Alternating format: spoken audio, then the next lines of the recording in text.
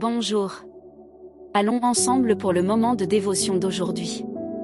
Bien que nous vivions dans la chair, nous ne combattons pas selon la chair. En effet, les armes avec lesquelles nous luttons ne sont pas humaines, mais elles sont puissantes, grâce à Dieu, pour renverser des forteresses. 2 Corinthiens 10, 3-4. Notre vie est marquée par des combats quotidiens et beaucoup d'entre eux se déroulent dans notre esprit. Les émotions que nous ressentons se manifestent souvent à travers nos pensées.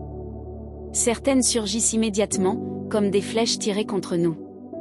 D'autres sont semées doucement, au fil du temps, jusqu'à devenir de véritables forteresses difficiles à abattre. C'est pourquoi il est essentiel de veiller à ce qui occupe notre esprit. Les pensées toxiques et négatives peuvent nous entraîner vers la frustration, la plainte, la peur et l'inquiétude. Et ce qui domine notre esprit finit aussi par contaminer notre cœur. Nous devons donc protéger nos pensées des incertitudes, des insécurités et des mensonges du monde, en les ancrant dans la foi et dans la vérité de Dieu. Il est courant de rester prisonnier de souvenirs douloureux, des blessures anciennes, des déceptions, des pertes ou des paroles blessantes. Mais sachez ceci, l'ennemi profite souvent de ces brèches pour essayer de nous paralyser et de nous éloigner de la vérité en Christ. C'est pourquoi renouveler son esprit n'est pas une simple recommandation, c'est une nécessité. Nous sommes enfants de Dieu, et c'est cette identité qui doit façonner chacune de nos pensées.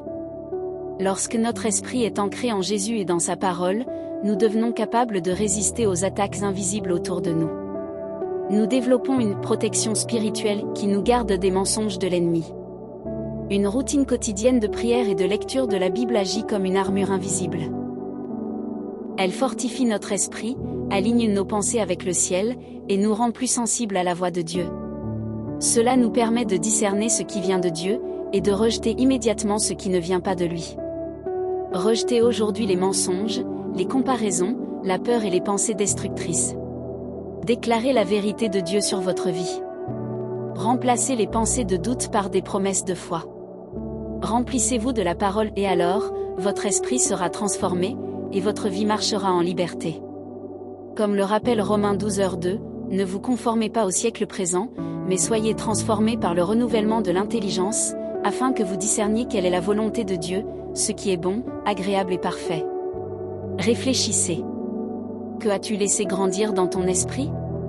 Si c'est quelque chose qui ne t'édifie pas, il est temps de l'arracher à la racine. Phrase du jour, tout ce sur quoi tu te concentres grandit.